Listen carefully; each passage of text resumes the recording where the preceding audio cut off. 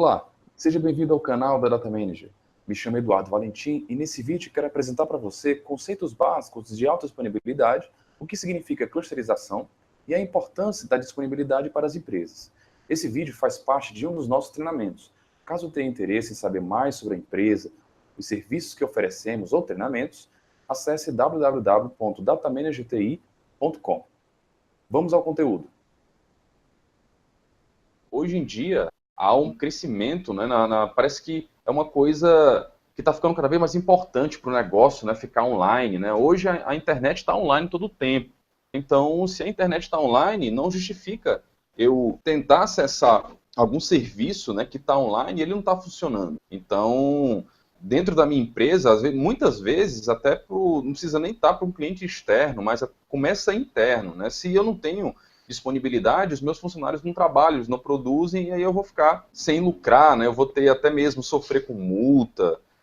Se eu ficar tanto tempo parado, eu vou ter um prejuízo de tantos milhões, né? Então é muito alto esse risco, né? De um negócio fechar por conta disso. Então, há uma demanda crescente, a disponibilidade dos ambientes cresce de acordo com essa demanda, e a complexidade também aumenta ao mesmo tempo, né? Porque enquanto o seu negócio precisa ficar no ar pela maior parte de tempo possível, né, eu preciso que a minha infraestrutura atenda, a minha infraestrutura também cresça junto. Então eu preciso de mais hardware, eu preciso de a comunicação entre esse hardware, né, e mais ainda a complexidade se eu tiver alta disponibilidade envolvida no meu ambiente, né.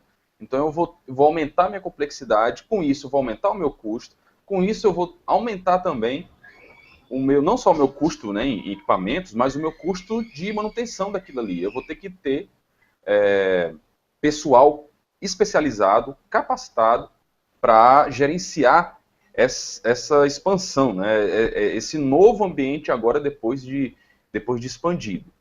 O ambiente de TI, ele é cada vez mais exigido. Não tem como você relaxar no ambiente de TI. Tudo foi investido para aquilo funcionar.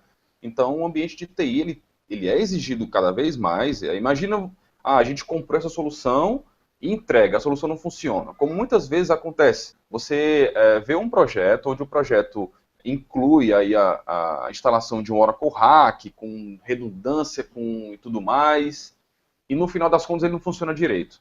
Foi mal implementado, não está sendo bem administrado, e isso daí ele é uma cobrança enorme em cima da TI para que esse negócio funcione muito bem. Né? Se tiver algum problema, você é automaticamente lembrado, essa solução custou tanto, por que não funciona? Entendeu? No lado da TI, você vê que é acessível porque a aplicação ela tem que estar lá conectada, né? Ela tem que ser acessível. Ela é obtível porque eu preciso ter uma informação lá que eu quero recuperar, ela tem que estar lá e me entregar. E servir, porque ela tem que estar lá disponível sempre que eu precisar. Servir do que ela foi feita para servir. Né? Ela tem que fornecer esse serviço precisa estar online. O que seria, então, a parte da autodisponibilidade, né, no nível da computação? Então, a aplicação, ela significa que está disponível todo o tempo, né, independente do dia, da localização, de onde ela esteja, né, isso para o usuário não importa, para quem estiver acessando não importa, e livre também de outros fatores que podem influenciar na disponibilidade. Não importa, a gente tem um risco muito alto lá de explodir uma bomba, um terremoto acontecer, não interessa para mim, o interessa é que ela esteja funcionando. Dentro desse conceito de autodisponibilidade, a gente precisa ver como é que ela é classificada. Eu tenho aí ambientes em autodisponibilidade que são tolerantes à falha. O que significa a tolerância à falha? Significa que se caso algum componente sofra alguma falha, um outro componente ou um processo ele vai ser executado. Se for um componente, ele tem que ser substituído, ou então se for um processo, ele tem que ser executado para que o serviço continue em funcionamento, ele volte a funcionar imediatamente, o mais rápido possível, ou o mais rápido possível, sem a perda do serviço ali, por muito tempo. Geralmente isso ocorre imediatamente. mas em alguns casos isso pode se estender um pouco. Então, nesse caso, a característica da tolerância de falha é que eu não tenho pontos únicos de falha. Isso já foi mapeado, né? Então, não preciso ter... Eu não tenho pontos de falha a reparar, porque eu já tenho ali... Eu já pensei nisso, né, antes e já eliminei todos os pontos únicos de falha, mas eventualmente pode acontecer e eu preciso estar preparado para isso. Existe um processo ou componentes que eu posso substituir algum outro componente, outros componentes que falham, né? Isolar também a falha para que essa falha não propague mais o problema, tá? Então, essa é a característica do ambiente que é tolerante à falha, né? É como se o ambiente não falhasse. Eu tenho também uma alta disponibilidade para recuperação de desastres, né? Um disaster recover, um site, por exemplo, de disaster recover, ele tem a capacidade do sistema continuar em operações depois de um desastre. Por exemplo, a destruição de um site inteiro. Eu perdi tudo que tinha lá naquele site, todo o serviço, tudo, o equipamento, perdi o site inteiro dele. Eu conseguiria continuar em outro site, independente desse problema. Eu posso resumir todas as minhas operações nesse outro site sem nenhum problema. Nesse caso, a gente pode pensar, né, na solução da própria Oracle de Disaster Recovery, que é o DataGuard. Então eu tenho um site aqui que está tudo funcionando lá, que tem cluster, que tem RAID, que tem uma configuração de alta disponibilidade lá, mas eu tenho também que envolve uma alta disponibilidade a nível, né, a um nível acima, que é um site backup, onde eu recebo todas as minhas informações desse meu primeiro site. E aí, em um evento de falha, as minhas operações, os meus usuários, eles são direcionados para esse outro site backup. Às vezes, o site backup ele pode resultar em perda de alguma informação. Porque a informação não entrou porque não deu tempo, a configuração não era sincronizada, né, em tempo real, e aí tem algumas configurações que vão permitir e vão ser aceitáveis, né, essas perdas de dados aí. E claro, junto com a perda de dados também, pode ser que há alguma perda da continuidade ali do serviço. Pode ser que por pouco tempo esse serviço seja interrompido, né, para ele continuar, para ele ser restabelecido, certo? E a tolerância a desastre é ainda além. A tolerância a desastre é bem parecido com a recuperação de desastre, né, o disaster recovery, mas é mais difícil de obter porque eu preciso desenvolver até mesmo sistemas, né, eu preciso desenvolver um sistema que permita que o negócio continue nesse caso de desastre. Então, é uma coisa que tem que ser desenvolvida de acordo com a solução que foi adquirida, que foi planejada, e que a aplicação para o usuário não vai perceber, né, os usuários não vão perceber que houve desastre. Então, se eu tenho um ambiente aqui que sofreu uma queda, ele não vai perceber, as informações não vão ser perdidas, né, e ele vai ser direcionado para um outro site sem que ele perceba que houve esse tipo de falha.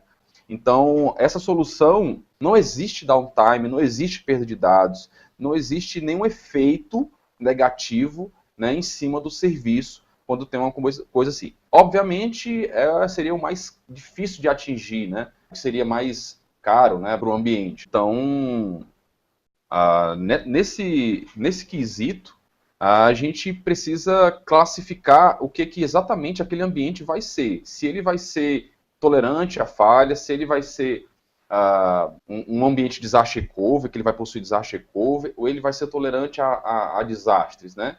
Não é interessante você vender uma coisa por outra, você comprar também, né, uma solução, né, achando que é uma solução que não vai parar nada, mas que tem que ser bem específico. Olha, se acontecer, o que eu vou sofrer de impacto, né? Para a gente ter uma noção disso tudo, a gente precisa perceber que a alta disponibilidade ela não só depende do hardware, né? A gente está falando aqui muito de hardware, de data center e etc., mas a gente está esquecendo as pessoas. Então, as pessoas e os processos, né? Então eu tenho a minha tecnologia, meu data center, foi um investimento enorme, mas eu tenho processos a serem seguidos e as pessoas também que administram, os especialistas, né? Eu preciso também identificar, poxa, se esse cara ficar doente, né? Quem é que vai continuar aqui o meu negócio? Se der algum problema. Então eu preciso ter pessoal capacitado, especializado para esse tipo de coisa. Pessoal que vai trabalhar com o sistema, com a rede, com o banco de dados, a aplicação, né, os programadores, né? Então tudo isso daí é o corpo, né, ali, são as pessoas, né, e os processos que complementam também a parte de autodisponibilidade, né, como a imagem aí ela ilustra, certo? Então assim, os prós e contras da autodisponibilidade, ela vai depender de cada opção. Quanto maior a autodisponibilidade, ela exige um investimento maior, né? Exige um custo maior, exige uma complexidade maior. Então, eu vou ter ambientes aqui que vão atender a minha necessidade para o meu negócio, eu vou ser tolerante a uma parada de tanto tempo, né? Eu quero falhas controladas aqui, não planejadas por tanto tempo, planejadas por tanto tempo. Então, todo esse planejamento ele vai definir, né, o ambiente ideal de alta disponibilidade para você, para o seu negócio. E essas paralisações que eu posso ser tolerante, elas podem ser programadas ou não programadas. Então, muitas vezes a gente precisa executar alguma manutenção naquele ambiente e a gente precisa parar o ambiente. Então, quando a gente se programa para poder parar o ambiente, isso é comunicado para os usuários, para quem estiver, né, utilizando aquele serviço, a gente está se planejando para uma parada programada. Então, assim, de certa forma, é um mal necessário. Agora, uma parada não programada é o que todo mundo evita, é o que todo mundo não quer, né? Não quer nem pensar, é numa interrupção de um serviço crítico, uma parada não programada, né? Ninguém estava esperando aquela interrupção e caiu, e agora o que a gente faz? Então, dependendo, como eu falei no início, dependendo da parada, do tempo, aquilo pode resultar até mesmo na falência de uma empresa, né? Em alguns ambientes que eu já ouvi falar, que já trabalhei, inclusive, a gente teve uma situação onde, olha, se eu parar tanto tempo, eu vou perder tantos milhões, e aí isso resulta não sei o quê e tal, tal. O cara já tinha um planejamento né, de custo ali do que aconteceria se ele parasse durante tanto tempo. Eu tenho que levantar tudo isso para saber o quanto que eu perderia, o tanto que eu teria de prejuízo caso fique parado por tanto tempo. Então, essas paradas não programadas é o grande terror desse, né, do empresário, digamos assim, do negócio, né, que se não resultar em falência, vai resultar num prejuízo, eu vou ter que pagar multa, ou como é que vai ser isso, né? Agora, é claro que dependendo dessa parada que houver, tem gente que nem não tem problema nenhum. Olha, se essa parada não programada ocorrer num domingo, né, tem até os tempos. Se ocorrer num domingo, eu não tenho problema, porque eu não trabalho no domingo. Meu sistema não é acessível pela internet, né? Ele só funciona aqui dentro. Então, não teria problema. Então, as paradas programadas, elas vão ser direcionadas para aí, e as paradas não programadas, se ocorrerem nesse dia, tudo bem. Se ocorrerem durante o expediente, e aí, como é que eu vou fazer? Né? O que eu vou ter? Isso implica no custo do downtime. É o que você vai ter que calcular para saber o quanto que a disponibilidade vai valer para você. Essas falhas, elas podem ocorrer e você leva geralmente um tempo para recuperar dessa falha, né? Mas esse tempo de recuperação ele também deve ser medido ali e registrado para que você, olha, se acontecer esse tipo de falha, eu levo tanto tempo para recuperar. Tudo isso dentro desse plano que você está criando, de caso aconteça uma falha, quanto tempo geralmente eu levo? Se for uma falha X, se for uma falha Y, é claro que é muito difícil eu ter um mapeamento de todas as falhas que podem ocorrer. Mas se eu puder mapear um bom número de falhas, isso vai facilitar a minha vida depois, né? Então, se ocorrer uma falha, eu levo quanto tempo para me recuperar? É o que a gente tem de conceito mean time to recover. O Mean Time to Recover, também chamado como MTTR, né, é o tempo de recuperação da minha falha. Né, para me recuperar da minha falha, ocorreu um problema, quanto tempo eu levo para poder restabelecer meu serviço, certo? É um tempo médio, né? E eu também tenho um tempo médio entre as falhas, então eu tenho que fazer de tudo para aumentar esse tempo. Eduardo, é o seguinte, o meu tempo médio aqui entre falhas é uma semana, ou seja, toda semana acontece um problema que meu banco fica indisponível, ele cai, alguma coisa acontece. Certo? Então eu preciso aumentar o tempo médio entre as falhas, o máximo possível. É claro que isso vai exigir um investimento maior, né? Tudo em torno da autodisponibilidade. Toda essa pressão vai cair em cima da TI para diminuir ou eliminar, né, totalmente esse downtime que não é planejado. Tudo que pode acontecer de imprevisto, né, vai cair em cima da TI. Muitas vezes vem lá de cima, né, vem uma demanda onde, Eduardo, é o seguinte, olha, eu preciso de um relatório porque a aplicação ontem ficou fora. Aí você, mas não ficou fora, né? O banco estava online. Eu olhei aqui nos logs que o banco estava online. Mas a aplicação não conseguia se conectar no banco. E aí? É downtime, não é downtime, né? Se a gente pensar no escopo completo, é downtime. Então, o downtime, ele não implica só na indisponibilidade do serviço, mas da incapacidade de utilizá-lo. Então, se as pessoas não conseguem utilizar o serviço, por algum motivo, poderia ser falta de conexão com o banco, a aplicação poderia estar travada, a rede não estava ok, né? Tudo isso é downtime. Tudo isso tem que ser medido, né, como downtime, tem que ser classificado como downtime, em disponibilidade do serviço, certo? Então não precisa uma aplicação, né, estar indisponível completamente para que isso seja classificado como um downtime. Se o desempenho estiver muito ruim também, se estiver muito lento, ninguém vai conseguir usar. E aí ela vai ser classificada, obviamente, como fora, né? Como a aplicação está fora. E para a gente diminuir, né, também ajudar a diminuir o downtime em cima desse serviço de aplicação, de banco de dados, a gente tem soluções, várias soluções Oracle aí, mas cada um para uma realidade diferente. Soluções Oracle que a gente tem, que envolvem alta disponibilidade, é o Oracle Data Guard, que é um serviço, que é uma solução, né, ou melhor, que eu vou ter um banco de dados replicado fisicamente em outro local, em outro armazenamento, né? Então eu posso ter um banco de dados aqui A replicando para um banco de dados B e esse banco de dados B ser acionado caso o banco de dados A falhe.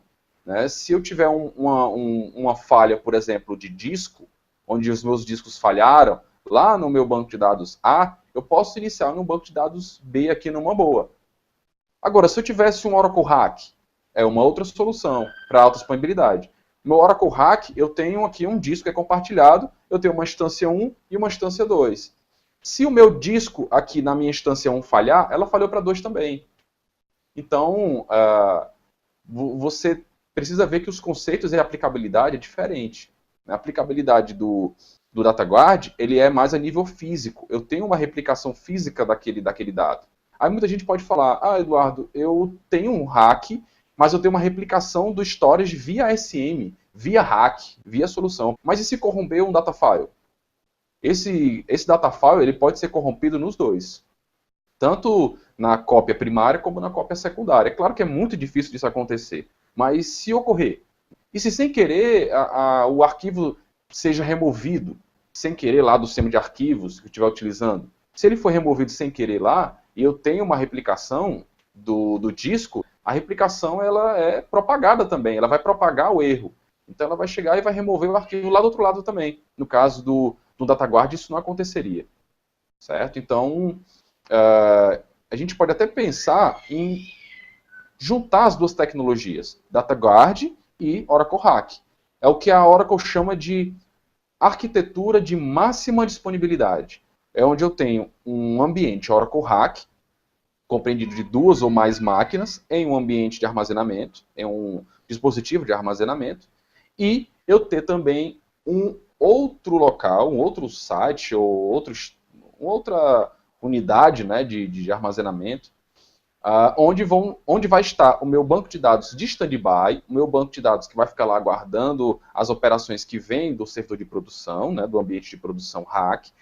E esse ambiente de standby pode ser também um rack, inclusive essa arquitetura que a Oracle diz de máxima disponibilidade, ela inclui que o standby, que o DataGuard é rack também. Então eu vou receber essas informações, eu vou ter dois ambientes altamente disponíveis e sincronizados entre si. E além desses dois, eu tenho também o Oracle Streams, que ele é, na verdade, ele está sendo substituído, né, ele está sendo descontinuado e substituído pelo Golden Gate. É uma outra solução separada para tratar essa questão da replicação.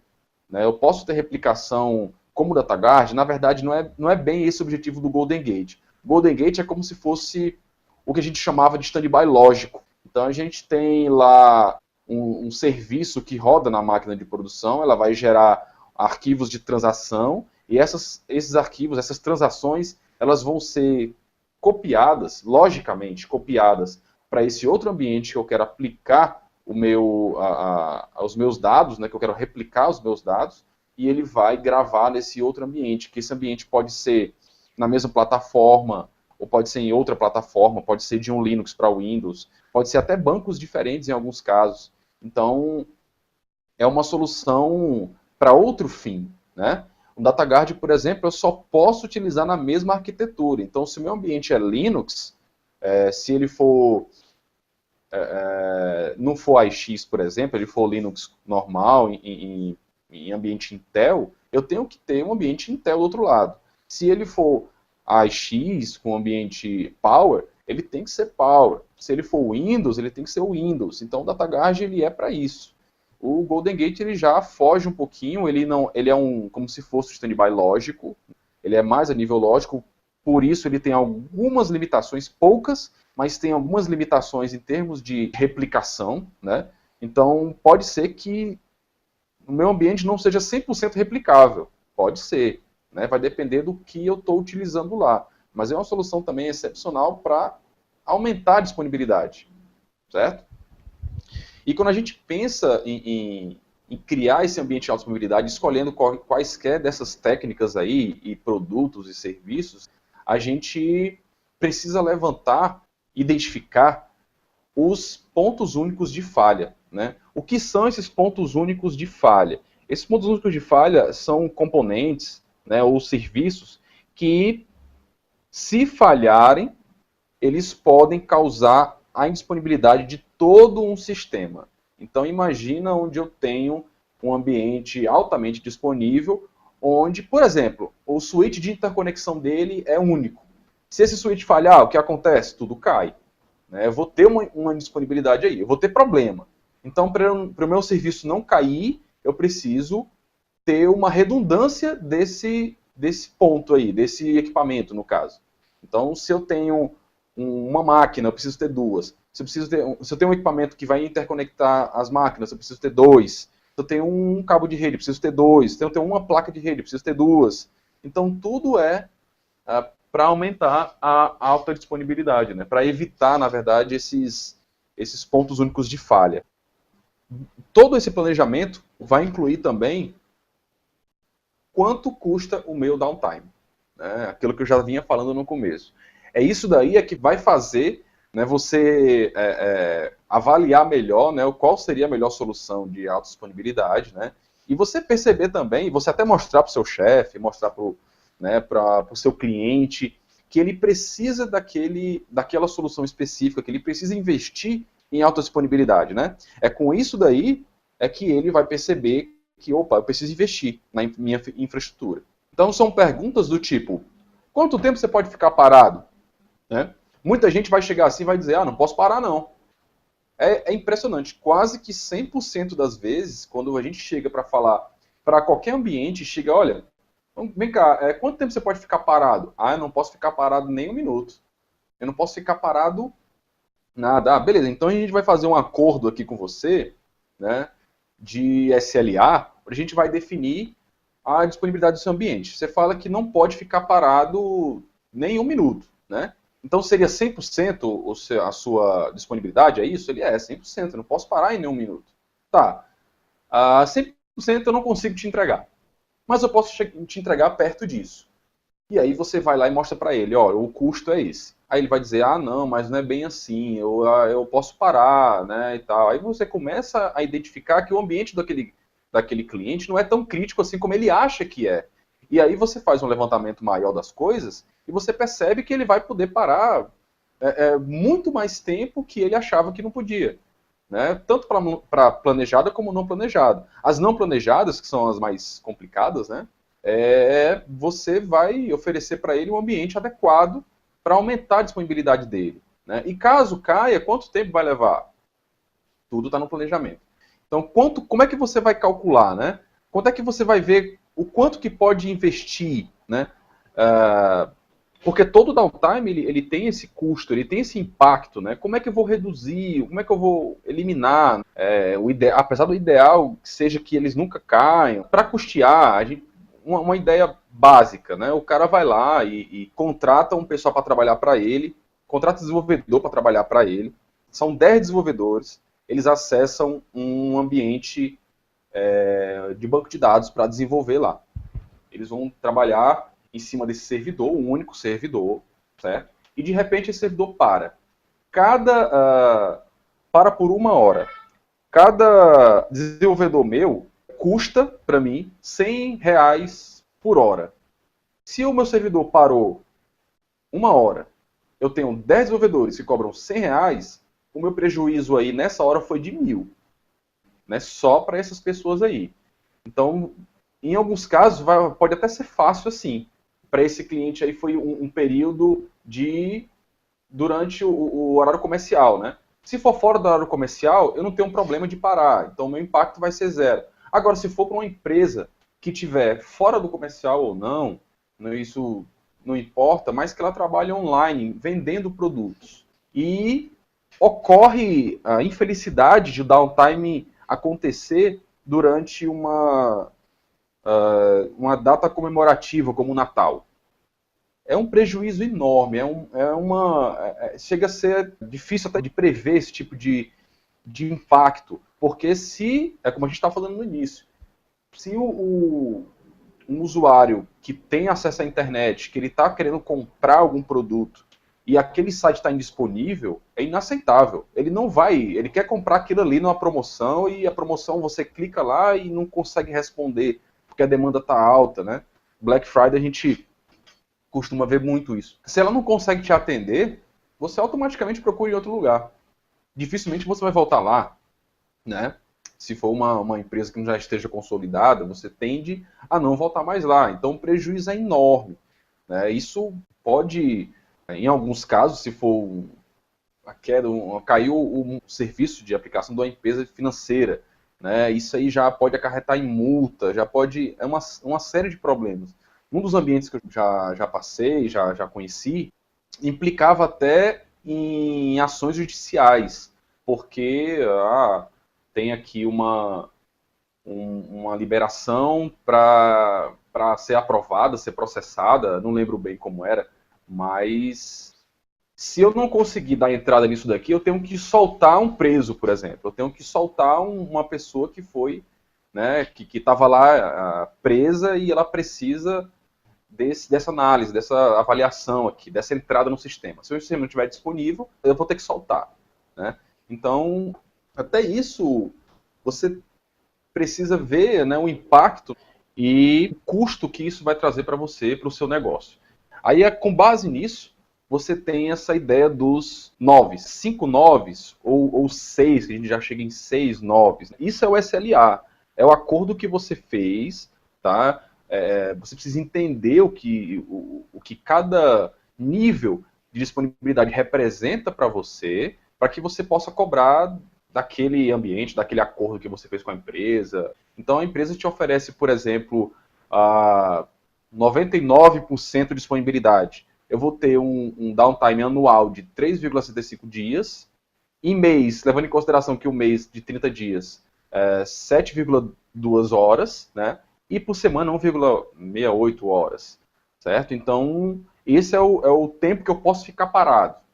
Mas se o meu negócio exige uma disponibilidade maior, obviamente vai ser um custo mais elevado, eu vou aumentando os meus noves. Com 6 noves, por exemplo, eu só posso parar por ano 31 segundos. 31 segundos e meio.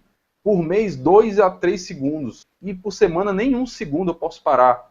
Imagina o investimento que deve para atingir aos 6 noves. Então, o que é o cluster em si? Tá? O cluster seriam 2 ou mais servidores que estão ali interconectados para compartilhar um recurso, né, compartilham um disco e provém um recurso em comum. Aquele recurso, a ideia do cluster é ele ficar disponível, mesmo que algum componente falhe. Então eu tenho essa interconexão lá do cluster e ela vai interligar todas essas máquinas. Essas máquinas vão trabalhar em conjunto, né, formando essa computação de cluster. Hoje a gente tem inúmeros exemplos, né, de clusters espalhados por aí pelo mundo inteiro. O cluster do Google, o cluster de Facebook, a gente vê que eles são interligados entre países, entre continentes. E sempre que acontece uma falha, né, por exemplo, de algum ambiente desse em cluster, é executado um processo. Né? Esse processo de troca entre um ambiente que sofreu a falha e um ambiente que está disponível é chamado de failover. Esse failover é um processo que repõe o serviço que foi perdido anteriormente, dentro de um tempo aceitável, de certa forma aceitável. Não confundir com disaster recovery, tá? O disaster recovery é diferente. Eu reponho o serviço disponível depois que a estratégia de failover falha. Então, se o meu failover não funcionou, aí entra o disaster recovery. Tá? Eu tenho um componente que falhou.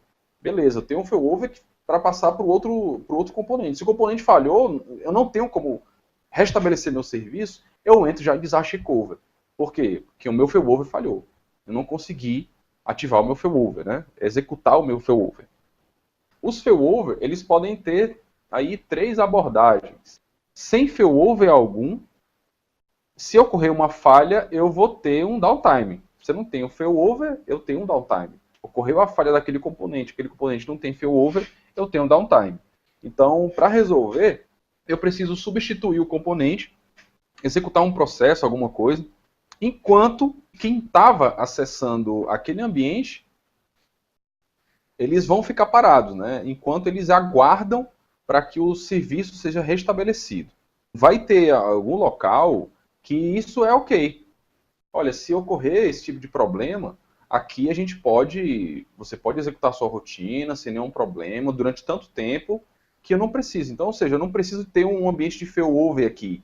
Eu tenho os equipamentos prontos aqui, caso dê algum problema, a gente troca, mas não é nada online, não é nada já interligado, já pronto para fazer failover, não.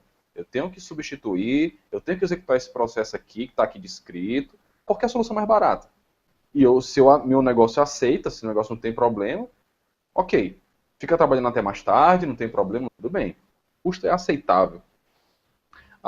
Existe também o failover frio, que também é relativamente barato em relação ao quente, para você se recuperar de alguma falha que aconteça. Por exemplo, um sistema de stand-by, ele pode ser mantido para você assumir as operações em caso do primário falhar. Então, eles são geralmente sincronizados, como eu estava falando do DataGuard. Pronto. DataGuard seria um failover frio. Né? Eu tenho um ambiente lá em espera, aguardando só ser ativado. As minhas operações, todos os meus usuários, eles apontam para a produção primeiro. Se ocorrer alguma falha, eu vou apontar todo mundo lá para o meu ambiente frio, vou fazer um failover frio, meu ambiente de stand-by agora vai assumir, e aí eles continuam lá. Então, geralmente, esse ambiente ele é igual, né? Ele é feito para você assumir todas as operações lá da forma mais igualitária. Né?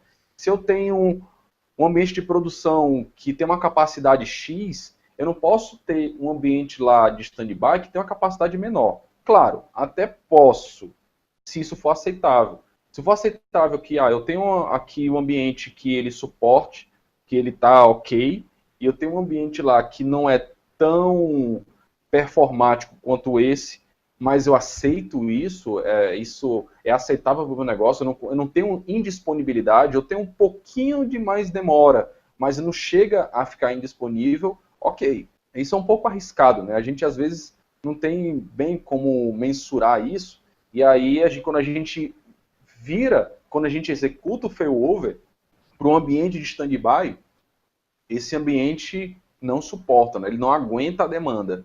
E aí esse ambiente começa a dar problema, começa a travar, e é um ambiente que não serve de nada, então. Se você tem um ambiente de failover, é para ele ser ativado e estar pronto para isso quando você precisar. No caso, o failover frio, né? O failover quente, ele já é mais, né, você precisa de um investimento maior nele, né? Mas garante também um uptime, uma disponibilidade bem maior, próximo até a 100, no caso. Ele é bem parecido ao standby, mas ele precisa de uma configuração a mais aí para que a operação seja resumida no standby de onde pararam. Então, esse tipo de solução é um pouco mais difícil de você adquirir, mas ela é oferecida pelo Oracle Hack. Né? O Oracle Hack, você tem essa opção de eu estar conectado aqui numa instância, eu tenho uma operação aqui que eu estou executando, e eu posso resumir essa operação num outro nó. Dependendo da minha configuração, eu posso ter isso ativado, já por padrão. Se a minha máquina aqui ela morrer, eu posso continuar minha operação nessa minha máquina, executando esse failover automaticamente. Esse failover já resume a operação na minha outra máquina e o usuário que estava executando nem percebeu. A gente precisa também entender o que é a função do cluster, o que é a clusterização. Ela é classificada basicamente, né, em 3 tipos. Ela é classificada como shared nothing, quer dizer, ela não compartilha nada. É como se o meu cluster, cada componente do meu cluster funcionasse de forma independente. Por exemplo, né, nesse tipo de ambiente, onde é shared nothing, onde eu não compartilho nenhum recurso, eu tenho a minha máquina aqui, CPU, memória, o disco, CPU, memória, disco em outra máquina, CPU, memória, disco, memória, disco. São 4 máquinas aqui. Estão em cluster? Estão. Se uma máquina dessa cair, por exemplo, vamos supor que aqui são contas de e-mail, tá? Cada máquina dessa tem contas de e-mail associadas a ela, mas as contas elas estão particionadas em cada disco desse aqui, cada máquina dessa, como, por exemplo, aqui eu tenho as minhas contas de e-mail que começam com a letra A. Aqui eu tenho as minhas contas de e-mail que começam com a letra B, e aqui eu tenho as minhas contas de e-mail que começam com a letra C, e aqui a D, por aí em diante. Tá? Por acaso, se a minha máquina que contém informações das contas de e-mail B, automaticamente eu vou perder todo o meu acesso às contas que começam, né, com a letra B. Significa que o meu serviço está indisponível? Não. Ele está parcialmente indisponível, mas o cluster está lá funcionando, o meu serviço de e-mail continua funcionando, mas quem tiver a conta de e-mail que começa com a letra B não vai poder trabalhar. Nesse tipo de cluster, a gente percebe que tem uma certa indisponibilidade aí, mesmo que parcial, de alguns recursos. Quando eu tenho um sistema de cluster que ele tem disco compartilhado, eu tenho um ambiente um pouquinho diferente. Em vez de ter um disco para cada máquina, eu vou ter os mesmos discos. Eu tenho aqui o nó 1 e eu tenho aqui o nó 2. Há também uma verificação aqui entre eles. Né? Aqui nesse caso seria até obrigatório ter essa sincronização, essa verificação de um nó para o outro, para saber quem está no ar, quem não está. Então eu tenho aqui o nó 1, onde ele está acessando em um momento o armazenamento compartilhado. Essa máquina aqui, ela não acessa, ela não está gravando nada aqui, não está lendo nada aqui ainda, ela está aguardando ser ativada. É um cluster, porque eles acessam a mesma informação. Não confundir com o standby lá do Oracle. É similar, sim, o DataGuard, né? É similar. Mas o DataGuard, ele acessa outro armazenamento, não é o mesmo. Tá? Então, nesse caso aqui, é o mesmo. Então, isso aqui eu posso chamar de cluster. Eu tenho um nó 1 que acessa a informação aqui primeiro. Em caso de falha dessa máquina, eu tenho o nó 2 que vai assumir. Ele vai passar a acessar o armazenamento compartilhado e resumir o serviço, continuar de onde parou. Esse tipo de solução que a Microsoft tem, né, no banco de dados do SQL Server. Então, o que acontece em cluster da Microsoft, quando eu coloco, por exemplo, o serviço de banco de dados SQL Server lá, né, o que acontece é que a instância, com todos os bancos de dados que a instância administra ali, gerencia, são criados serviços na máquina 1 e na máquina 2. Na máquina 2, o serviço fica em stand-by, ele fica parado. Na máquina 1, o serviço fica online. Se a minha máquina 1 cair, automaticamente o nó 2 percebe, inicia o serviço na máquina 2, acessando os mesmos discos. Tá? Então, enquanto isso, eu não consigo subir o serviço na máquina 2. Enquanto a máquina 1 estiver acessando, a máquina 2, naquela mesma instância, né, não consegue acessar os dados. Tá? Então, ele vai virar para lá, pronto, a máquina 1 caiu, agora ele automaticamente vai virar, vai iniciar o serviço na máquina 2. No caso do banco de dados, vai ter aí um processo de recover, né? Como a instância 1 caiu, eu preciso executar aquela recuperação de instância lá, para que eu abra o banco de dados e coloque ele no ar de novo. Então, nesse caso, eu tenho um downtimezinho. Eu tenho uma pequena interrupção, que vai depender do tempo que eu levo para recuperar o meu banco, certo? E aí essa recuperação ela vai ser executada e vai ser colocado no ar de novo o serviço. Existe muita discussão nessa questão do cluster SQL Server, e não vale a pena a gente ter aqui. Mas é interessante a gente saber o seguinte, tem gente que fala que o ambiente de cluster SQL Server, ele pode ser ativo-ativo. Aí essa concepção de ativo-ativo é como se fosse um ambiente que eu tenho duas máquinas, onde as duas máquinas estão ativas ao mesmo tempo. Mas nesse exemplo, a gente vê que não. A gente vê que a máquina 2 está parada lá, sem fazer nada. Né? E, na verdade, é assim no SQL Server. O que muita gente fala quando é ativo-ativo, que ele pode ser ativo-ativo, é quando você tem uma instância A aqui, e a instância A, se cair aqui, ela é iniciada aqui, né? Sendo ativo, passivo, nesse caso. Eu posso ter também uma segunda instância, onde a segunda instância ela é ativa no nó 2 e passiva no nó 1. Significa assim que eu tenho duas instâncias e eu posso distribuir bancos de dados entre elas, né, para balancear um pouco mais a carga, e utilizar essa máquina aqui que está ociosa. Então, eu tenho 10 bancos de dados na minha instância aqui. Agora eu quero dividir. Eu quero criar uma segunda instância da minha máquina aqui, tá? E eu quero ter 5 bancos de dados na minha instância A e mais 5 bancos de dados na minha instância B. A minha instância B, ela não vai executar aqui agora, ela vai executar aqui. E a minha instância A vai executar aqui no nó 1. Certo?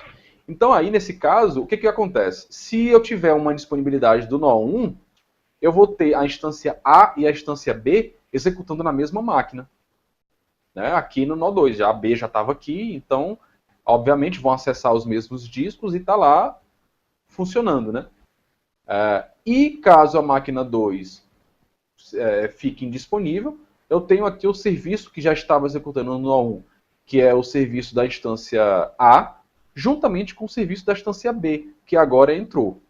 Certo? Então, as pessoas falam que pode ser ativo-ativo por conta disso. Mas, na verdade, continua sendo ativo-passivo. Eu só distribuí a carga colocando uma instância diferente, com bancos diferentes, com arquivos diferentes, né? Com gerenciamento diferente, usando apenas os mesmos discos. E eu tenho o meu sistema de clustering que o Oracle Hack oferece, que é o que compartilha tudo. Né? O que compartilha tudo quer dizer que todas as máquinas do meu ambiente, elas acessam os discos, os dados ao mesmo tempo, independente uma da outra. Vai acessar lá o disco, vai obter informação, vai gravar informação, tudo de forma altamente coordenada. Mas o grande diferencial do software da Oracle é que ele faz essa coordenação muito bem, né? Não existe ainda, não que eu conheça, algum relato, algum problema crônico que vá inviabilizar uma implementação dessa. Ah, eu tenho corrupção de dados aqui que ocorre porque uma máquina está acessando a mesma informação que a outra. Não, os processos eles são muito bem coordenados para evitar que esse tipo de coisa aconteça.